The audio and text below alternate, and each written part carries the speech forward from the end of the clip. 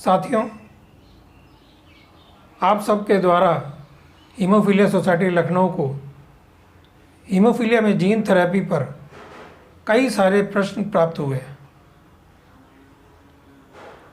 हमें बहुत खुशी है कि आपने अपना योगदान दिया, अपने मन में जो जो प्रश्न थे उनके बारे में पूछा, और इन सारे प्रश्नों को हमने आज के जो हमारे चिकित्सकगण हैं, एक हैं डॉक्टर सविता रंगराजन जी, जो कि क्लिनिकल हेमाटोलॉजिस्ट हैं यूके में यानी इंग्लैंड में, और हमारे दूसरे साथी हैं डॉक्टर जयंधरन गिरधारा राव जी। ये आईटी कानपुर में बायो इंजीनियरिंग विभाग में प्रोफेसर हैं, और इन दोनों की टीम ही जो है जीन थेरेपी पर, हीमोफीलिया में जीन थेरेपी पर काफ़ी रिसर्च वर्क कर रही है और बहुत सारों से काम कर रही है। आज आपके विभिन्न प्रश्न इनको बताए जा चुके हैं और एक गूगल मीट पे इनको जोड़ा गया है, और इसमें लखनऊ के डॉक्टर एसपी वर्मा, जो कि king George medical college Lucknow के हैं और हेमाटोलॉजी डिपार्टमेंट में हैं। दूसरे डॉक्टर अंशुल गुप्ता जी एसजीपीजीआई लखनऊ से इसमें पार्टिसिपेट कर रहे हैं, जो कि आपको बात पे सहायता भी करेंगे आपके समझाने में, क्योंकि यहाँ पर डॉक्टर सविता रंगराजन जी और डॉक्टर जयंधरन गिरधारा राव जी को हिंदी में अपने वक्तव्य देने में बहुत परेशानी हो रही थी, तो हमने उनको कहा कि ठीक है, आप इंग्लिश में ही दीजिए। इसलिए ये वीडियो जो है लगभग 1 घंटा के आसपास का है, और इसमें काफ़ी समय इन्होंने, हमारे दोनों चिकित्सकों ने अंग्रेजी भाषा का यूज़ किया है। लेकिन आपकी सहूलियत को ध्यान में रखते हुए हमारे जो साथी लखनऊ से हैं डॉक्टर अंशुल जी और डॉक्टर एसपी वर्मा जी, ये समय समय पर जो भी बताया जा रहा है उसको हिंदी में ट्रांसलेट करके आपको भी बता रहे होंगे। और अंत में डॉक्टर अंशुल गुप्ता जी ने लगभग 15 मिनट आपका पूरे लेक्चर का सारांश हिंदी में आपके लिए प्रस्तुत किया है। आप इसे ज़रूर देखिए, टाइम निकाल के ध्यान से देखिए, बार बार करके देखिए। हमें पूरी उम्मीद है कि हीमोफीलिया सोसाइटी लखनऊ के सामने आपने जो प्रश्न रखे उन सभी का आज इस वीडियो में संकलन किया गया है, और हमने भरसक कोशिश की है कि आपके सारे जवाब आपको मिल जाएं। धन्यवाद। Okay. So obviously I will be, I'll speak a little bit of Hindi, but mostly it'll be English. So I'll require someone to translate. कोई बात नहीं। डॉक्टर अंशुल, जी जी डॉक्टर सविता जी आ गई हैं। ये कह रही हैं कि जितना कोशिश हो सकती है वो हिंदी बोलेंगे, बाकी आप थोड़ा सा बीच बीच में ट्रांसलेट करने का हेल्प करिएगा। जी जी जी बस 1-2 वेलकम मिनट में डॉक्टर सब लोग सविता। आ ही जा रहे हैं। Yes, hi, hello. Hello. Can you tell me where you're from? Yeah, I am associate professor in Department of Hematology, Sanjay Gandhi Postgraduate Institute of Medical Sciences, Lucknow. In Lucknow. Okay. Yeah. Okay. So, Okay, and good to meet you online. yeah, same here, ma'am. Okay. So you have obviously you're looking after all the hemophilia patients of quite a large population of UP then. Yeah. Ours is a nodal center for the treatment of hemophilia in the state of Uttar Pradesh. Our center is the main person, and our SNO, State Nodal Officer, Professor Sonia Nityanand, couldn't join today because she was hooked up in some important work today. So I have joined on her behalf. Okay. Doctor Rao भी आ गए हैं। Welcome sir, doctor Rao. I am Vinay Manchanda from haemophilia society Lucknow. Good afternoon, everyone, and it's my pleasure to be here. Doctor SP Verma, welcome. Doctor SP Verma. Thank you, Manchanda ji. Doctor Savita Rangarajan and doctor Rao both are connected. Hello, ma'am. Hello. Good afternoon. Good afternoon. I think we may have had a chat before, isn't it, Dr. Verma? I think Yes. sometime back. You also are in Lucknow itself, or? Yeah, I'm in Lucknow. Okay. I think we talked about that hemophilia study, Futiseran Yes, study. yes. Yeah. Okay, shall we start? And then anyone, whoever joins, can join. Sure. Yeah. अब मैं शुरू करता हूँ. So thank you very much, Mr. Manchanda, for having organized this. I know we are going to not have a very big crowd, but it's important to understand so that you can then change it over to, you can, have it, you can discuss it with your own people later and a lot of patients, because clearly hemophilia is going through extremely, the period in hemophilia is very exciting because there are many products that are available, and the research and the clinical trials and everything is changing as we speak. And I think from 2010, as I remember, because obviously I was part of clinical trials from 2008 onwards, there has been really fantastic developments in hemophilia. And although I work in the UK, I'm very closely connected with India because I do have a very big clinical trials site in Mumbai, and I do quite a lot of work for a lot of the Mumbai and surrounding patients. However, I do have patients coming even from Delhi and other places to my center for various trials, and I do a lot of my clinical interface even online, even though I am in the UK. So that's about me. And in the UK, I'm a hematologist, and I have actually done a lot of gene therapy work. In fact, I have taken part in probably almost all the gene therapy trials that are being done in the Western world, and Southampton is one of the biggest sites. I also work with Dr. Jayendran, and as an introduction, we are close collaborators, and we are hoping to bring about gene therapy in hemophilia and many other conditions in India as well. And I'm hoping that this will be the start of many things to come. Jayendran, over to you. You can introduce yourself. Sure, Dr. Savita. Thank you, and hello, everyone. And first of all, I would like to thank Dr. Manchanda for getting to meet all of you. It's my pleasure to be here. So I work in the Department of Biological Sciences and Bioengineering at IIT Kanpur. And the focus of my research is use of adeno-associated viruses and for potential application of gene therapy of a variety of conditions. Hemophilia is, of course, one of the areas that we initially started working on, particularly hemophilia B and factor IX deficiency. We also have worked on retinal degenerative conditions. And we are also developed suicide gene therapy for a variety of cancers, including myeloid leukemia. So these are some of the areas that I work on.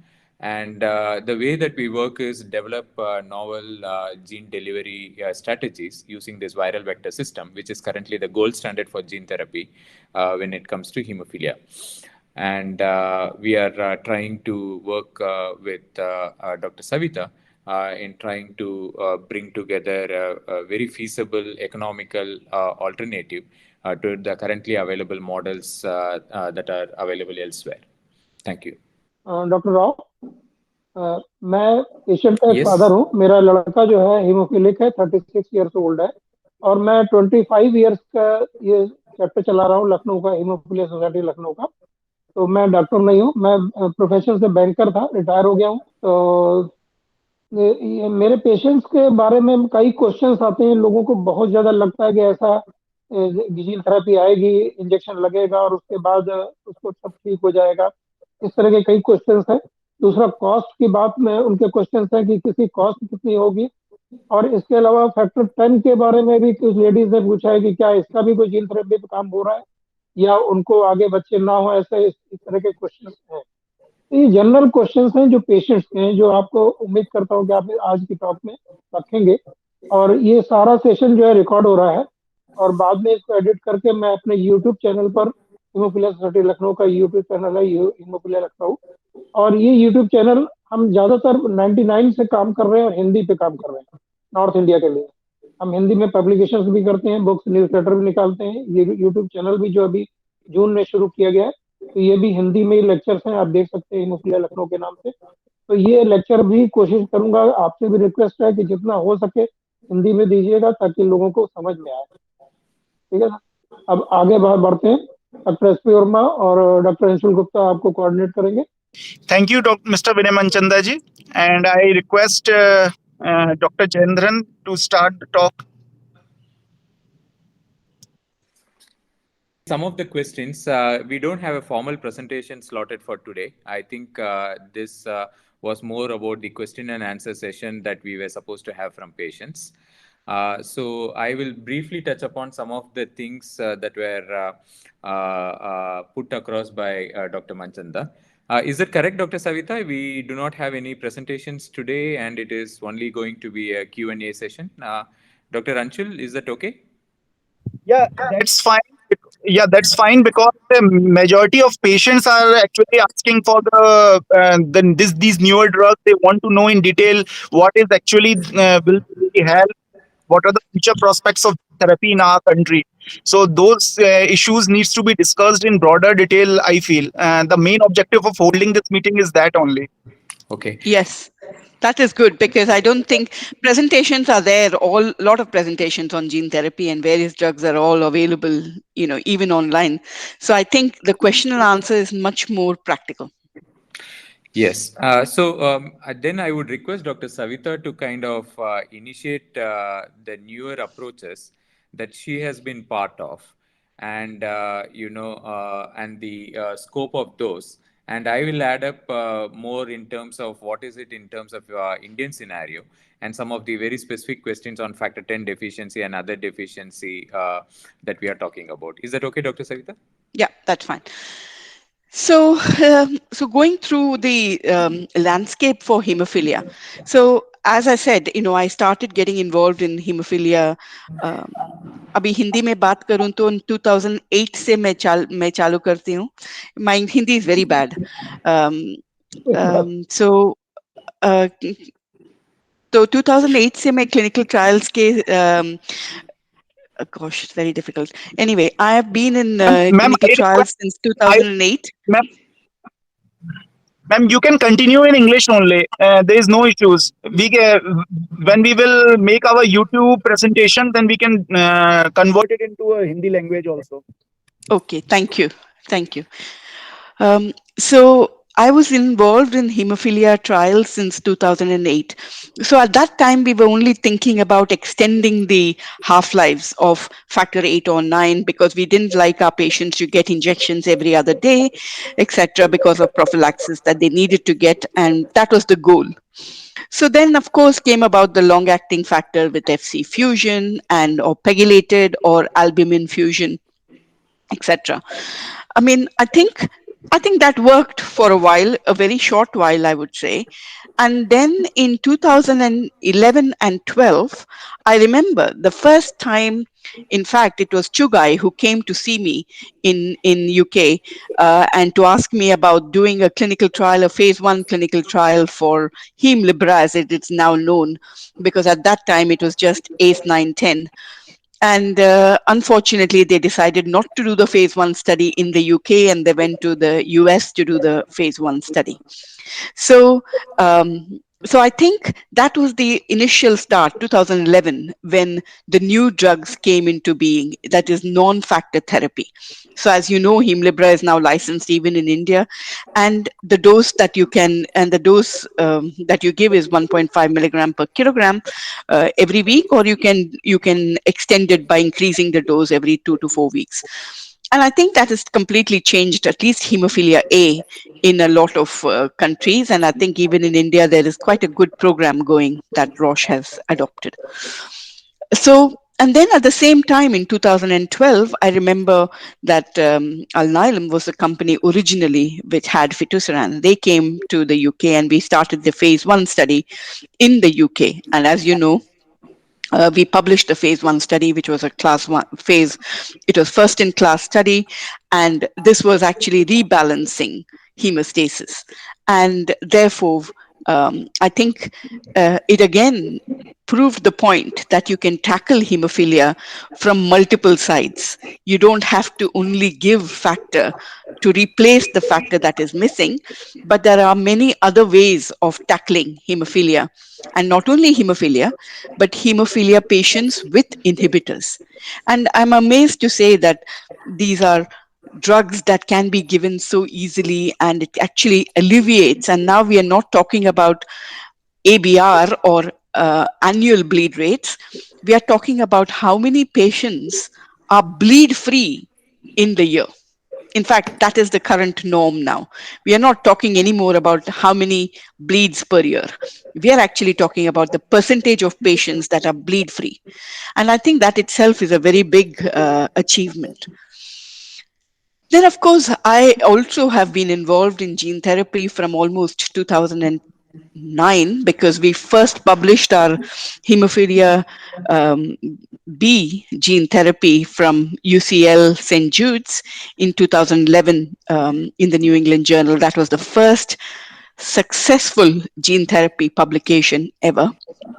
And I remember, in fact, quite a few of my patients in that trial were my patients, and it was again, it was good to see the difference that it made to the patients. But of course, there were issues along with the factor 9 dropping because of the ALT going up, and of course, at that time we didn't know. We did know that it was the immune response, and I will let Jayendran talk about the immune response a bit later. And that made a big difference to the patients. That was the first time steroids were given, and which stopped the factor 9 from dropping. So when we went to the factor 8 gene therapy, the BioMarin trials that have been published, the original phase 1 study, which has been published. And again, I'm only talking about literature published data. I'm not going to talk about any unpublished data, because this is going to be in the open, in the YouTube. So I don't want to talk anything about unpublished data as yet. So in the BioMarin study, as you can see, our patients did extremely well. And in fact, I remember when we dosed our first 2 patients, we didn't get too much success. It was the third cohort of patients that we started to see the rise of factor 8. And in fact, every week when we had our call with the company and with all the investigators, every week we used to think, how much is the factor 8 going to be? And we saw it rising every week. And we were amazed to see that it went even beyond normal levels in many of our patients. And that was really something. It is fantastic to be in part of those kind of times when you actually see your own patients going up and the levels coming to normal levels. So that was a really good experience. And of course, as you know, it has been published, and one of the most successful gene therapies in hemophilia world has been the BioMarin studies. But all of this is not, because these are all, I would say, version 1.0. Gene therapy is not the final version of gene therapy, because there are issues associated with gene therapy at present, and we all know, and we talk about it all the time. And briefly, I will tell you the 4 points that we still don't know how things are. One, the extreme variability in terms of what levels of gene therapy or what levels of factor 8 or 9 that can be achieved for a patient, because each trial there is extreme variability. Secondly, this issue of liver enzymes going up with the factor levels dropping. And of course, we are using steroids and we are using other immunosuppressive therapy. But that still doesn't mean that we can just give one dose, as you rightly said, just one injection and then forget it. It's not the case. It's not one and done. We really have to monitor the patients quite regularly for the first year, quite closely. And we have to treat with immune suppression therapy quite very quickly if the factors drops. The third issue is about the we talk about AAV being a non-integrated virus, meaning it does not go into the gene of the gene of the individual, and it sits beside the actual genome within the nucleus. But we know that there are, after many months and years, there is integration of the gene into the main genome, and this is not worrying, I would say, but it is not integrating, I would think. And finally is the drop in the factor 8 or 9 with many years of now that we have 6 years, 5 to 6 years of BioMarin gene therapy study data, we know that over the years it has dropped. Although it has achieved, the drop is much less after a few years, but it is dropping. So we don't know for how long the gene therapy or the durability of gene therapy is. So these are the questions. And finally, the question is, can we redose? That is going to be the biggest question. And how can we redose? Because if we can redose, we have solved a lot of problems. So these are the issues that stand before us in terms of gene therapy. Like I said, there are other therapies that are equally effective, like fitusiran and Hemlibra, and of course the anti-TFPI molecule as well, which is being trialed. But I think obviously we always want to have gene therapy because giving the factor that is missing is ideal treatment if we can get it right. Jayendran, I would like you to talk about one, immune responses, and secondly, about redosing, and perhaps about something about durability. Is that okay? Or if you all have any questions for me in the first instance, let me take that and then Jayendran can talk.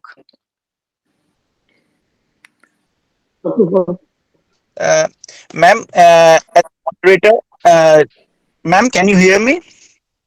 Yes, I can. Yeah, ma'am, as a moderator, just want you to just in a common language explain the whole procedure of gene therapy, because for the from the patient's perspective, they just want to know what exactly their child is going to will go through when they opt for this sort of treatment. So from the treatment point of view, what steps will their child will go through when they are opting for this therapy? So that is the main question which is being asked by most of the hemophilics in my clinic.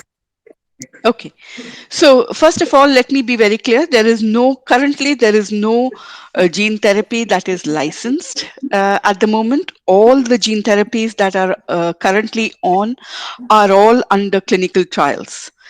And perhaps BioMarin may get their first license in about a year's time, is what we think. But we don't know yet which of the no therapy at the moment is licensed. Secondly, in terms of gene therapy, so as I told, so let's understand what gene therapy is. Gene therapy is trying to get the factor 8 or factor 9, which is the missing gene, into the liver cells in order for the liver cells then to produce factor 8 or factor 9. So we are putting the missing gene into the liver cells. Now, to get to the missing gene to go into the liver cells, we need some kind of a transport to get there. So one of the best ways of getting the gene into the nucleus of the liver cells, where genes make the proteins, is by using vectors or viruses. We are using viruses as vectors or the transport facility to take the gene of interest, in this case factor 8 or factor 9, to get into the nucleus, because that is easy to do. And we have to then decide which of the virus to use. The viruses, as you know, can cause problems later. So we need to make sure that it is a virus which does not cause any harm to the humans. And we know that the adeno-associated virus is a common virus. It's a very small virus, but it does not, as far as we know at present, it does not cause any harm to the humans. So we put the factor VIII gene into the adeno-associated virus, and we give trillions of particles. If I can say, for the biomarin study, we give 6 times 10 raised to 13 viral particles. That was the maximum dose that was used in the biomarin study. And there are also different serotypes: serotype 2, serotype 5, serotype 6, serotype 8, and serotype AAV3 as well. But these are the kind of serotypes that are used. So we actually have to check prior to giving the gene therapy in the clinical trials whether these patients have antibodies against the serotype that they are considering for gene therapy. So for example, in the biomarin study, it was AAV5.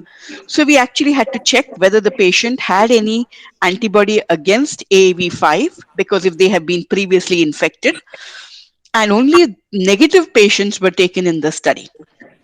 And we did a seroprevalence study in the UK, and we know that about 25% of patients were previously infected with AAV. In fact, at the present time, I am doing a trial in India itself to look at the seroprevalence of the various serotypes. To look at, we don't know what is the prevalence in India of these various antibodies for these various serotypes, because that will also give us an idea which serotype to use in the future. But again, I'm only talking about AAV gene therapy. I'm sure in the future we will have other things that are coming, in the sense non-viral vectors, or maybe change the viral vectors in such a way that it can escape any of these antibodies. So that is one thing. We need to know whether they are positive or negative. Only negative patients are taken at the present time. Secondly, as I told you, it is 10 raised to 13 viral particles per kilogram. So that amount of viruses have to be made, and it is given like an IV infusion over a 2-hour period. So that is all. We keep the patient in the hospital.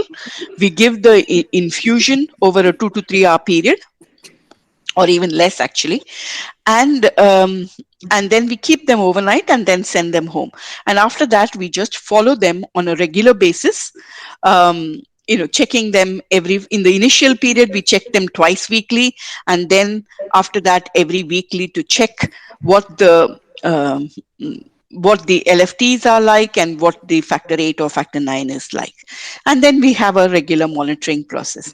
So it is not it is not any surgical procedure or any major thing. It's just an IV infusion, except that because it's a lot of, because it is gene therapy and because there are viruses involved, the hospital, wherever these therapies are taking place, there is a lot of biological safety and a lot of other things that need to be present in the hospital where it happens, in order to make sure it ticks all the boxes in terms of governance for research and eventually for the future. All these ATIMs, as we called, advanced newer therapies, have to take place in a very properly regulated area.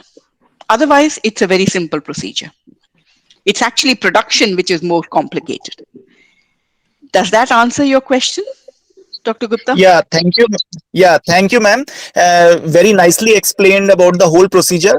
तो मैं सारे हीमोफिलिक्स को यही समझाना चाहूंगा इस meeting में। Madam ने यही बताया है कि ये कोई ऑपरेशन नहीं है, क्योंकि बहुत सारे पेशेंट्स मुझसे ये पूछते हैं कि ये कोई ऑपरेशन है या बोन मैरो ट्रांसप्लांट जैसा प्रोसीजर है जिसमें मरीज 1 महीने तक एडमिटेड रहता है। तो ये सबको मैं मैसेज देना चाहता हूं, संदेश देना चाहता हूं कि ये इस टाइप का कोई प्रोसीजर नहीं है, और इसमें हम लोग एक वायरस पार्टिकल को बॉडी में इंजेक्ट करते हैं, और उस वायरस पार्टिकल को एक वो हीमोफीलिया की जो नॉर्मल जीन होती है उसको हमारे लिवर सेल्स में प्लेस कर देता है, जिससे कि फैक्टर VIII बनना फिर से शुरू हो जाता है। तो मोटे तौर पे ये, जैसे मैडम ने बताया, ये इस तरह की प्रक्रिया की जाती है जीन थेरेपी में। So I have translated that in the message. I have translated it into Hindi for the common audience to understand the whole process. Yeah. Okay, so I will thank you, Dr. Savita, for that very nice elaboration of the gene therapy approach. I will just follow up on a couple of points that she mentioned, immune response to the viral vectors. So as Dr. Savita mentioned, viral vectors are known to be very efficient in transferring a new gene to the liver. In this specific case, for hemophilia, we use adeno-associated virus as a scaffold or a transport vehicle to take the missing factor 8 or factor 9 gene. And one might ask the question, why do we use AAV vectors specifically for this disease?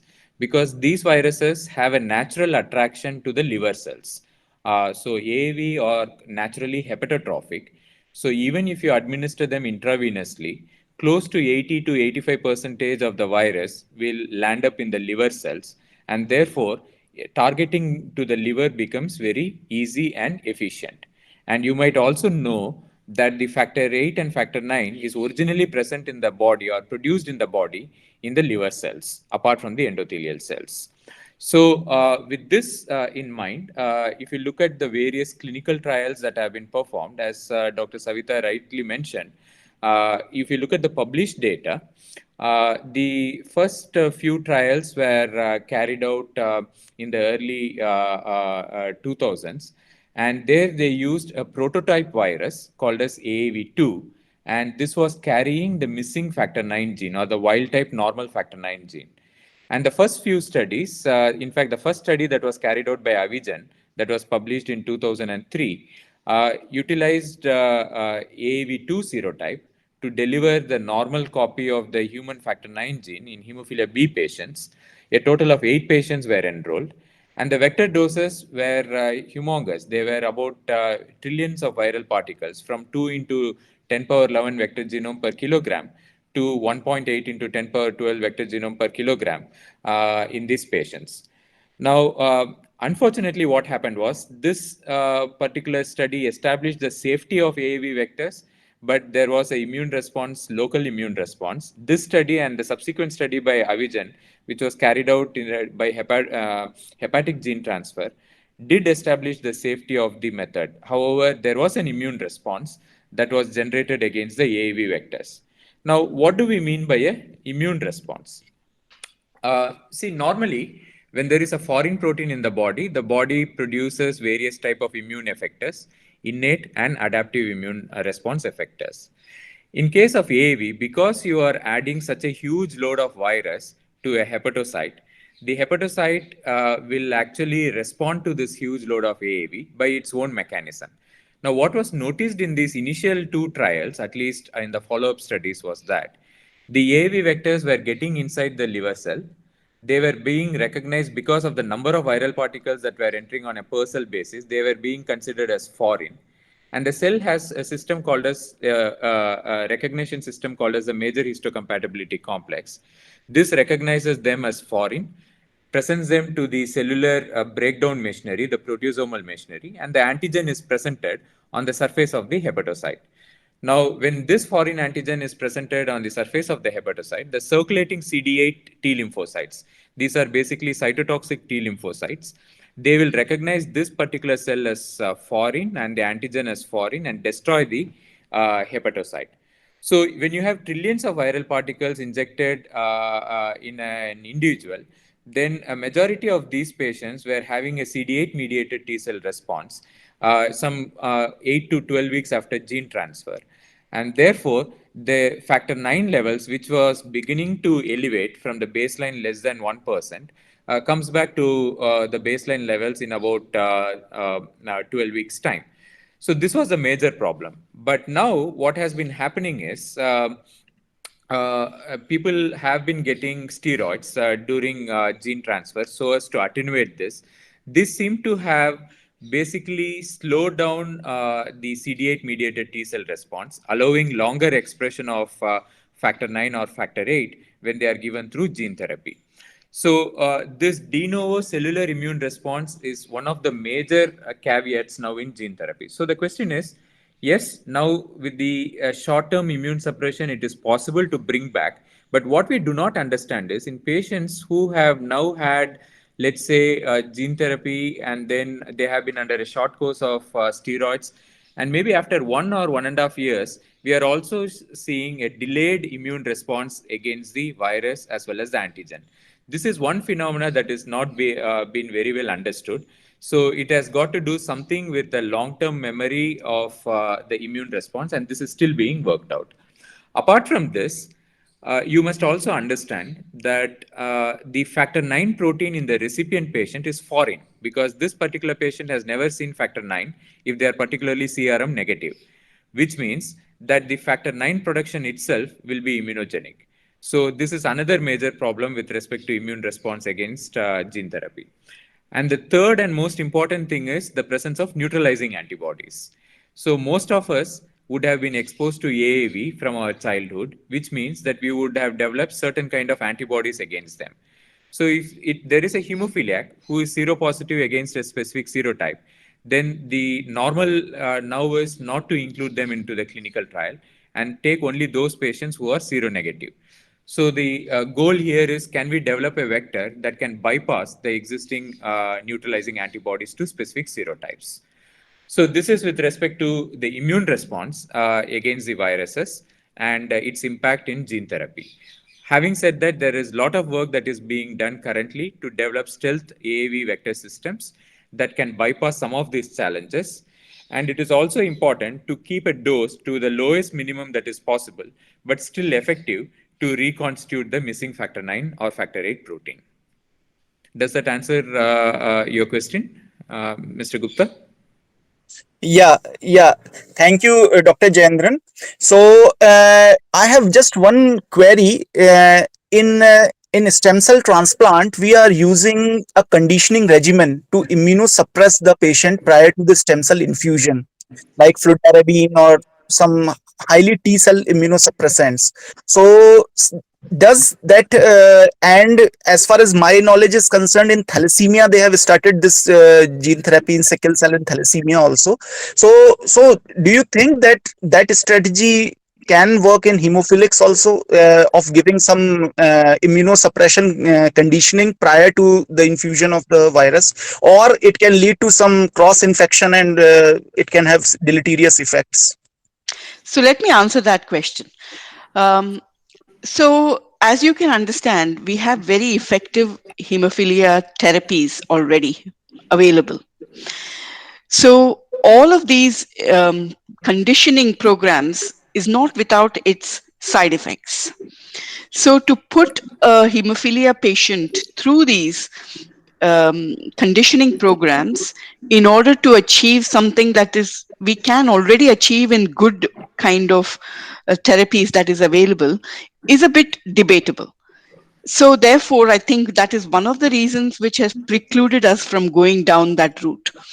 Secondly, if you look at it, the potential then to have, so for example, one could do what we call ex vivo gene therapy. So we could take, as is happening in thalassemia and sickle cell, we could take the stem cells, put the gene of interest, and then condition the patient and then give it back such that the stem cells or autografts can actually start producing the factor 8 or factor 9 gene. So that is one way of doing things. Or the other way is to eliminate this, is to actually use lentiviral vectors rather than AAV vectors, which integrates into the system. We also know that lentivirus vectors, there is no previous immune response that is there in the individuals, and therefore we can actually give IV lentivirus. And the only issue is that it integrates, and there's always been this issue about integrating the gene into the somatic gene. So that is the one issue that has to be taken care of. But if that, I think that too we are looking forward into the future of gene therapy, that may happen, that we will come out of all these issues that we have So as I told you, what we currently have is only gene therapy 1.0. We are moving forward with versions, and I am sure within the next 4 or 5 years there will be multiple gene therapies that are going to come through, which will tackle all these problems. Of course, the durability problem will always be there. Thanks. Thanks, ma'am. Yeah, Dr. Jendran, you want to say something? Yes, in addition to what Dr. Savita mentioned with respect to lentivirus, I just want to add that lentivirus IV administration basically is much more safer option compared to conditioning the patient and using their stem cells, because it adds an additional level of complexities to the patient per se. But one must also understand that AAV vectors are naturally hepatotrophic, but lentiviruses are not. So, which means that they would go to places other than the liver more often, and therefore the chances of, if any, of integration is also higher. So, it is only the safety concerns that precludes us in terms of administering them intravenously. But having said that, if you can make hepatocyte targeted viral vectors, which are much more safer and non-immunogenic, that would be the holy grail of gene therapy, hemophilia gene therapy. Yeah, yeah, yeah. Thank you, Dr. Jendran. I understood that's one of the major obstacles.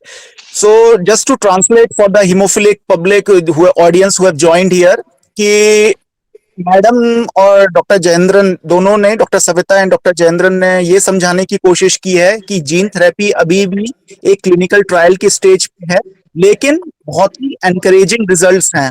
Encouraging results इस वे में है कि patient को therapy के बाद उनका अपने आप फैक्टर लेवल्स कुछ पेशेंट्स में बहुत अच्छा और सस्टेन बढ़ा हुआ रहता है, वो गिरता नहीं है.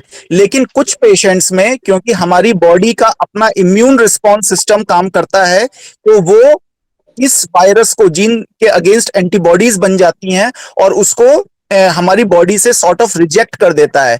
तो कई बार ऐसा भी होता है कि जीन थेरेपी के बाद सस्टेन एलिवेशन हमें नहीं मिलता फैक्टर 9 या फैक्टर 8 का. सो ये चीज को समझाने की डॉक्टर जयेंद्रन ने और डॉक्टर सविता ने ये कोशिश की है कि ऐसा क्यों होता है, क्यों 100% पेशेंट में या मरीजों में जीन थेरेपी कामयाब क्यों नहीं है. मिस्टर विनय मनचंदा जी, आप कुछ कहना चाहेंगे? I think there was one more question. Sorry, there was one more question about the cost of gene therapy that Mr. Manchanda mentioned in his first questions that he had put forth. And yes, the cost of gene therapy is purely because of the production of the viral vectors. It is very expensive to produce one dose of viral vectors that we need to give for one patient. And of course, currently, that is one of the biggest reasons why gene therapy is extremely expensive, certainly from the Western world. Ideally, what we need to have, as you have seen in the vaccine world, India has got fantastic capacity and capability of producing these kind of biologics. So perhaps at some point in time, India will be producing this, and that I think will be what will need to happen. But clearly, things are moving forward even in that direction. I won't tell you what is going on at the present time, but I can tell you that there's certainly a lot of activity going on in Indian scenario as well. Madam, इसमें factor 7 के लिए भी कोई job है? तो factor 7 inhibitor patient जो है वो उसको कुछ उम्मीद है आपके जीन थेरेपी से? Yeah. So I know that there is one particular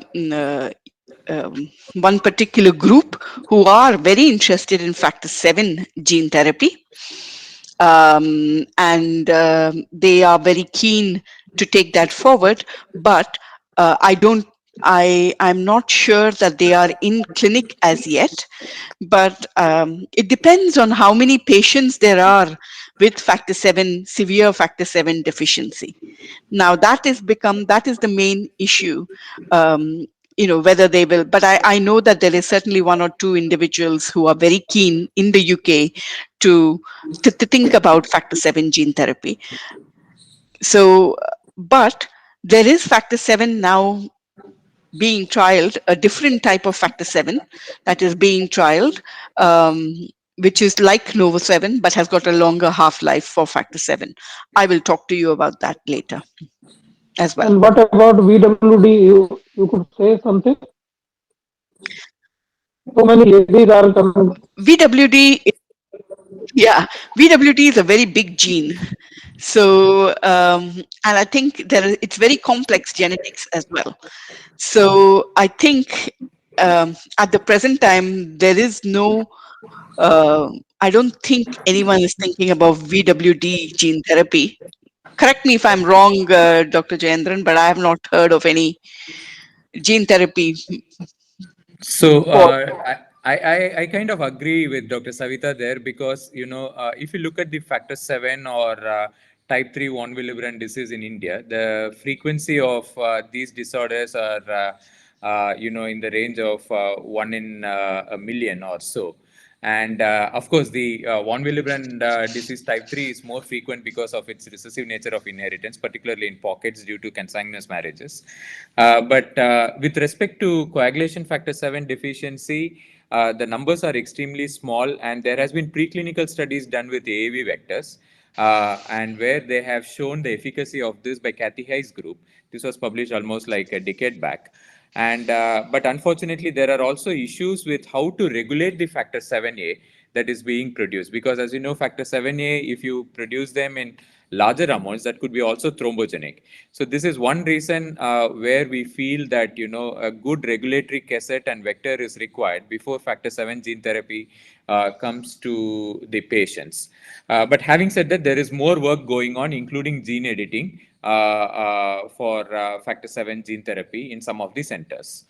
With respect to von Willebrand factor, the gene is very humongous, and AAV has a packaging limitation of only a few kilobases.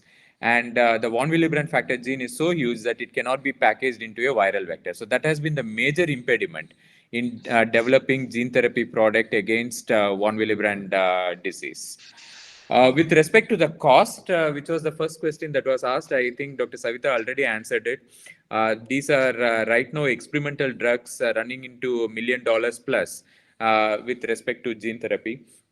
So as soon as we have indigenous viral vectors that are generated in India and they are produced in India, and because there is a huge amount of need here, I think the cost will go significantly down. There are only two factors that keeps the cost high.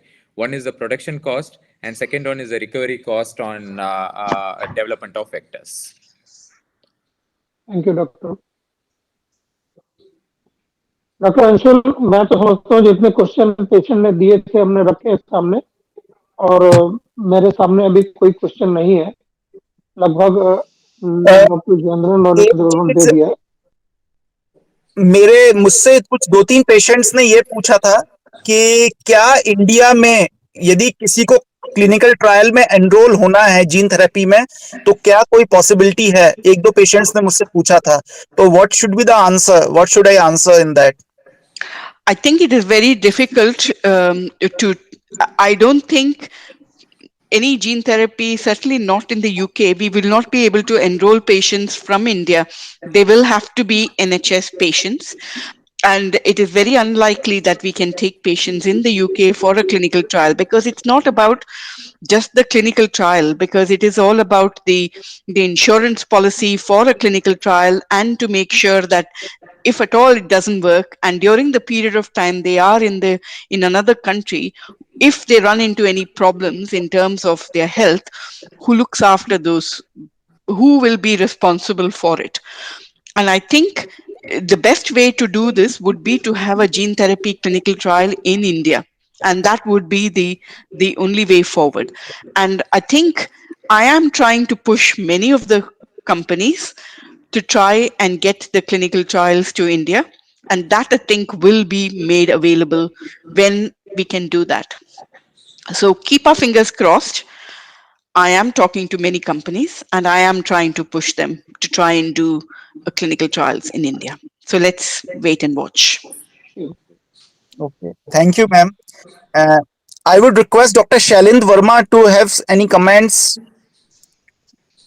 Dr. Verma.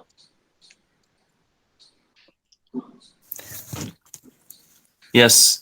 So I think ma'am and sir have quite elaborated about the gene therapy in hemophilia, and most of our patients will be benefiting with this. So the most important thing to understand is that the thing is still in the clinical trial and still not routinely available for our patients.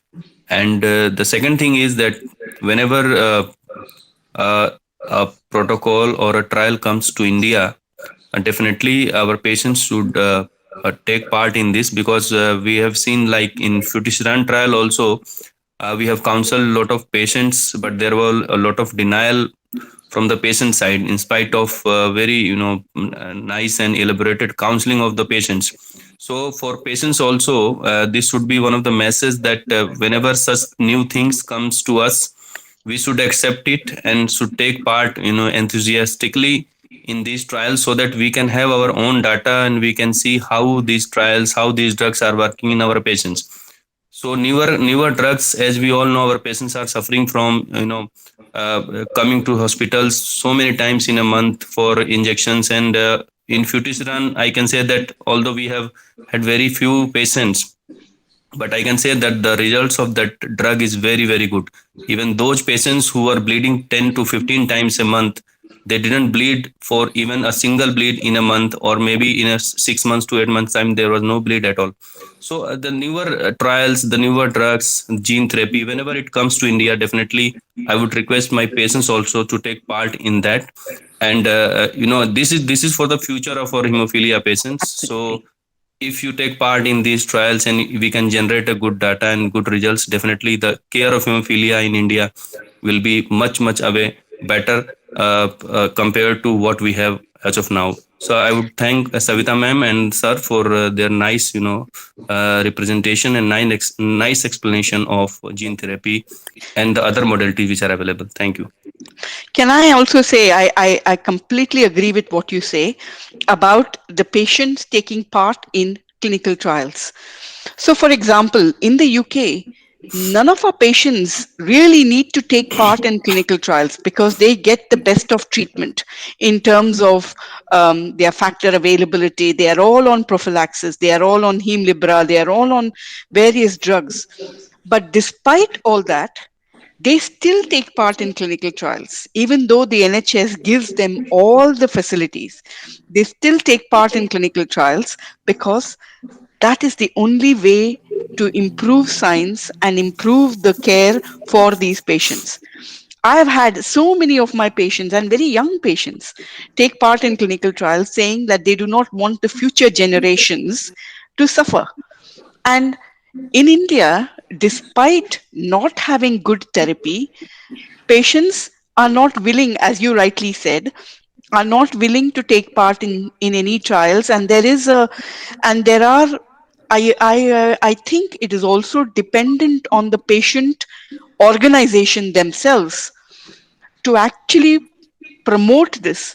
And Mr. Yeah, yeah. Manchanda, and I'm talking to you now, because Yeah. as a patient organization, you will have to encourage your patients and say, go and talk to the doctors, because all of us, we don't want to just put our patients into any of the clinical trials, and it is not for any benefit apart from improving science and improving the further treatment and the future treatment of various diseases. I'm not talking about hemophilia only now, I'm Yeah. talking about various diseases now.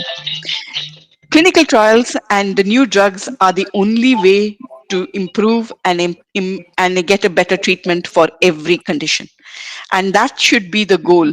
And it has always got to be working in partnership with the doctors and the patients. And they should trust the doctors. No doctor is going to put anybody through something that is not worthwhile. And if I can do that in the UK, I think, and if the trials are already taking part in these Western world, why will it not be good enough for patients in India? And I think that should be the main point that needs to be understood. Yeah, you are right. We are counseling 2 patients from Lucknow have already gone to the Bombay. Your Mr. Yeah, Jadhav. that's for a seroprevalence study. As I was Yes, mentioning, I'm doing a yes, seroprevalence study because we need to understand what the data is in terms of antibody that is prevalent, and then decide which of the serotype to use for the future. But yes, so that will be the first part. Then we will decide about, and Dr. Jayendran is also working very closely with me into thinking about what is the next step that we need to take in terms of producing the viral vectors for the next phase of moving forward. I shall do whatever is expected from the society and hope for the best. Okay, doctor Verma आप कुछ कहना चाहती हैं doctor Anshul ji? Yeah, I think just Dr. I have one comment that probably the literacy level is creating a lot of difference, because in India, especially in UP, the literacy level is very low among the population. And I feel matlab, when we counsel, we have one study going on right now on Hemlibra prophylaxis in hemophilia A patients with inhibitors, and everyone knows that there is such a good convincing data that if you are giving prophylaxis, that the bleed rate would be low. Still, the patients opt for the bypassing agent. Despite repeated counseling them, the moment you get them signed the consent form, that you have to just sign the consent form, they think that something fishy is going to happen with them. And somehow that's the main problem which we are facing at our center right now, that they get suspicious about our intentions or something like that. I don't know what the basic cause is that. तो मैं यही कहना चाहूंगा सारे haemophilia patients को कि हम as a doctor fraternity आपके भले के बारे में ही सोचते हैं, हम कोई भी ऐसे ट्रीटमेंट एडवाइस नहीं करेंगे जिससे आपको नुकसान हो रहा है। सर एक क्वेश्चन है, is research going to on this type of gene therapy in our India? Yes. In terms of gene therapy in India, yes, the research is going on, but most of it is now limited to animal models. There are at least, if somebody goes to the literature and search, we have published on hemophilia gene therapy. And so there are also other groups trying to now work on developing gene therapy protocols, but it is not quite widespread as it is in the West. The main reason being the cost of gene therapy research is actually very high. And the support for that is also that is required in terms of funding is high. But having said that, research is now ongoing sporadically, not only for hemophilia, but also for other retinal degenerative conditions and cancers, particularly in the country. मैं समझता हूँ कि आज का जो भी ये session था काफी अच्छा ऑर्गेनाइज किया है डॉक्टर सविता जी ने और डॉक्टर राव ने, और मैं हीमोफीलिया सोसाइटी लखनऊ की ओर से, सारे पेशेंट की ओर से, हमारे डॉक्टर्स की ओर से आपको थैंक्स देता हूँ। आपने इतना टाइम, वैल्यूबल टाइम निकाला हमारे लिए, और आगे भी हम लोग टच में रहेंगे। जो भी हमसे हेल्प हो सकेगी हम आपके लिए करेंगे, और आपसे भी वैसे ही उम्मीद करते हैं कि आगे भी ऐसा हमारा साथ देगा। Thank you madam, thank you sir, doctor Rao, thank you doctor Sharma, doctor Verma, Thank you. Doctor Sushil. नमस्कार, मैं doctor Anshul Gupta, associate professor department of haematology में कार्यरत हूँ। आज हमारे साथ डॉक्टर सविता रंगराजन, जो कि सीनियर क्लिनिकल साइंटिस्ट हैं साउथहैम्पटन यूनिवर्सिटी में, एवं डॉक्टर जयेंद्रन राव, जो कि आईआईटी कानपुर में एसोसिएट प्रोफेसर हैं, जीन थेरेपी का काम कर रहे हैं, और उन्होंने बहुत ही सरल शब्दों में हमें जीन थेरेपी के बारे में अवगत कराया। मैं इस पूरे कार्यक्रम को अंत में कुछ सरल बातें एवं कुछ महत्वपूर्ण संदेश जीन थेरेपी के बारे में आज सभी हीमोफीलिया मरीजों को देना चाहूँगा। सर्वप्रथम पहला महत्वपूर्ण संदेश ये है कि जीन थेरेपी आज की तारीख में हीमोफीलिया मरीजों के लिए एक्सपेरिमेंटल थेरेपी है।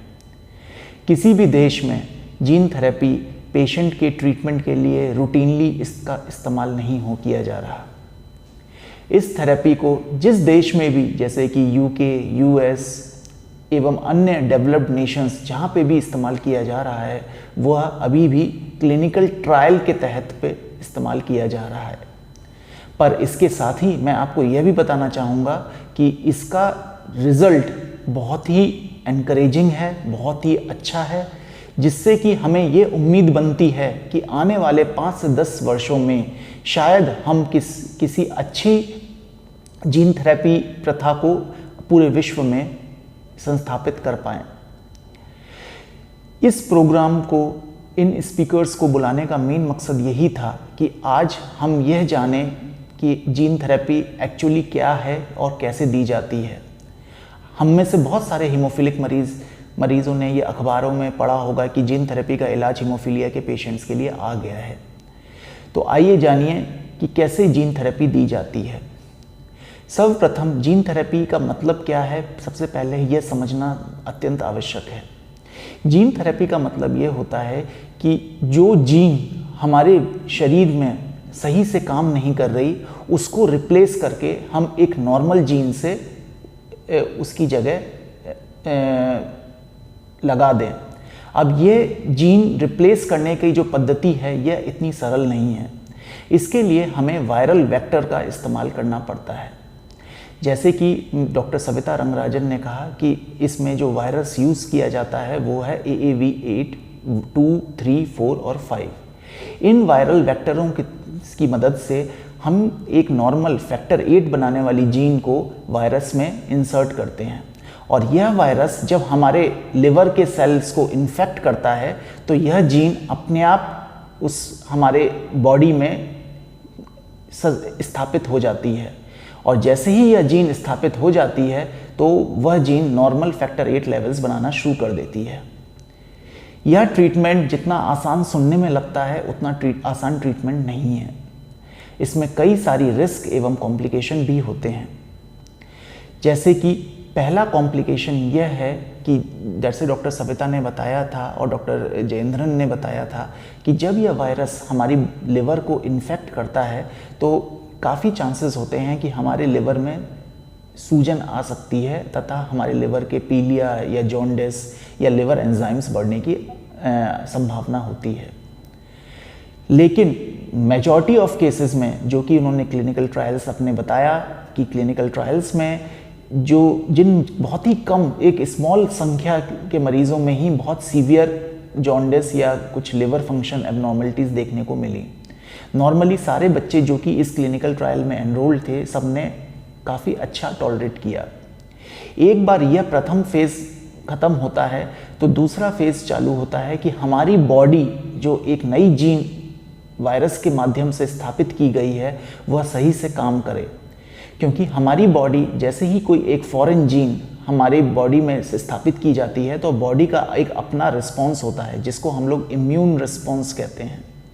इस इम्यून रिस्पॉन्स के तहत हमारी बॉडी कोशिश करती है कि उस जीन को एंटीबॉडीज़ के माध्यम से या टी सेल इम्यूनिटी के माध्यम से बाहर फेंके, रिजेक्ट करे, तथा यह सबसे बड़ा कॉम्प्लिकेशन आज जीन थेरेपी में देखने को मिल रहा है।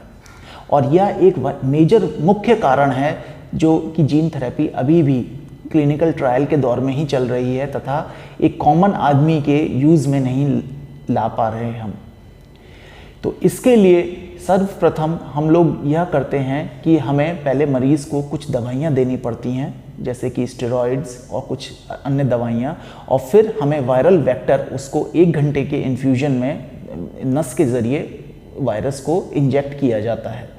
जैसे ही वो वायरस हमारे शरीर में पहुंचता है तो वह लिवर के सेल्स में जाके उसको इन्फेक्ट करता है तथा जो जीन हमने पहले से उस वायरस में इंजेक्ट की हुई है वो जीन वायरस के माध्यम से हमारे लिवर सेल्स में इंजेक्ट हो जाती है, तथा जैसे ही वो जीन अपना नॉर्मल काम करना शुरू करती है तो फैक्टर 8 लिवर हमारा बनाना शुरू कर देता है, चाहे फैक्टर 8 हो चाहे फैक्टर 9। जैसा कि आप लोग सभी जानते हैं कि लिवर ही है एक मुख्य ऑर्गन या अंग जो कि फैक्टर 8 और 9 का निर्माण करता है।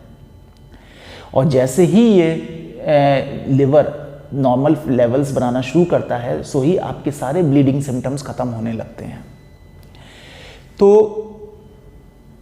मुख्य तौर पे मैं आपको यही कहना चाहूँगा कि आज की तारीख में यदि जीन थेरेपी को देखा जाए तो डेफिनेटली एक्सपेरिमेंटल है, लेकिन हमें बहुत आशा है कि आने वाले 2 या 3 सालों में जीन थेरेपी एक हीमोफीलिया थेरेपी में एक बड़ा बदलाव लेके आएगी। आप लोगों के मन में यह सवाल उठ रहा होगा कि इंडिया में जीन थेरेपी कब तक आएगी। जैसा कि डॉक्टर सविता ने बताया कि वो बहुत सारी फार्मा कंपनीज के ज़रिए यह पूरा कोशिश कर रही हैं कि जीन थेरेपी हम जैसे विश्व में डिफरेंट डेवलप्ड नेशंस में आज क्लिनिकल ट्रायल्स चल रहे हैं, वैसे क्लिनिकल ट्रायल्स हमारे देश में भी चलें, जिससे कि कुछ हीमोफीलिया मरीजों को एटलीस्ट क्लिनिकल ट्रायल के तहत इस फैसिलिटी का फ़ायदा हो। लेकिन कब तक आएगी ये ड्यूरेशन बताना बहुत मुश्किल है, लेकिन मैं मानता हूँ कि जिस रफ्तार से इस पे काम चल रहा है पूरे विश्व में, आने वाले 5 या 10 वर्षों में यह थेरेपी हमारे देश में भी आ जाएगी। एक और मुख्य सवाल जो आप लोगों के मन में हमेशा आता होगा कि क्या जीन थेरेपी की कॉस्ट उस लेवल की होगी कि एक कॉमन आदमी उसकी कॉस्ट को बेयर कर पाए। तो इसका जवाब बताना भी बहुत मुश्किल है, क्योंकि जब भी यह हमारे देश में आएगी डेफिनेटली ये महंगी होगी, लेकिन इतनी महंगी भी नहीं होगी कि ये नॉन अफोर्डेबल हो। तथा एक कॉमन आदमी के लिए जीन थेरेपी कब तक आ पाए, यह सवाल का जवाब देना तो मुश्किल है, पर मैं ये मानता हूँ कि आने वाले 10 से 15 सालों में शायद ये थेरेपी हमारे सारे हीमोफिलिक्स के लिए मौजूद हो और कारगर सिद्ध हो। तथा जैसे जैसे टाइम गुजर रहा है वैसे वैसे इसके एडवांस्ड वर्जन भी आ रहे हैं, जैसे कि डॉक्टर सविता ने बताया कि वर्जन 1 चल रहा है, वर्जन 2 भी आएगा। जैसे किसी मोबाइल के डिफरेंट मॉडल्स निकलते हैं, वैसे जीन थेरेपी को भी हम लोग समय समय पर साइंटिस्ट इम्प्रोवाइज कर रहे हैं, उसको बेहतर बनाने की कोशिश कर रहे हैं, जो उसके साइड इफ़ेक्ट्स हैं वो कम हों, वो हमारी बॉडी टोटली एक्सेप्ट करे, जो जीन हमने ट्रांसप्लांट की है उसको टोटली एक्सेप्ट करे। तो इस सब चीज़ों पे बहुत ज़्यादा रिसर्च चल रही है और मुझे उम्मीद है कि आने वाले टाइम में शायद हमारे देश में भी यह थेरेपी सारे हीमोफीलिक्स मरीजों के लिए मौजूद हो। इसी के साथ मैं यह विनय मनचंदा जी का शुक्रगुजार हूँ कि उन्होंने इस करंट टॉपिक पे इतनी बड़ी सभा का आयोजन किया। डॉक्टर सविता रंगराजन को बुलाया, डॉक्टर जयेंद्रन राव को बुलाया जो कि इस फील्ड में एक्सपर्ट्स हैं, तथा एक कॉमन आदमी, एक कॉमन हीमोफीलिया मरीज़ के लिए इस ट्रीटमेंट के बारे में जानकारी देने की पूरी कोशिश की। तथा मैं सारे हीमोफीलिया मरीज़ों को शुक्रिया देना चाहूँगा कि आपने अपना महत्वपूर्ण समय इस सभा के लिए निकाला, तथा हम अपने को अपडेट करने की कोशिश की इस महत्वपूर्ण टॉपिक पे। अतः मैं धन्यवाद कर देना चाहूँगा। धन्यवाद।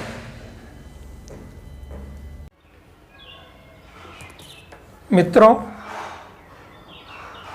हमें पूरी उम्मीद है कि आज का वीडियो जो कि डॉक्टर सविता रंगराजन एवं डॉक्टर जयेंद्रन गिरधरा राव द्वारा आपके लिए प्रस्तुत किया गया, आपको पसंद आया होगा। हमें पूरी उम्मीद है कि हीमोफीलिया सोसाइटी लखनऊ द्वारा आयोजित ये वीडियो आपके जीन थेरेपी पर विभिन्न प्रश्नों का जवाब देने में सक्षम हो पाया होगा।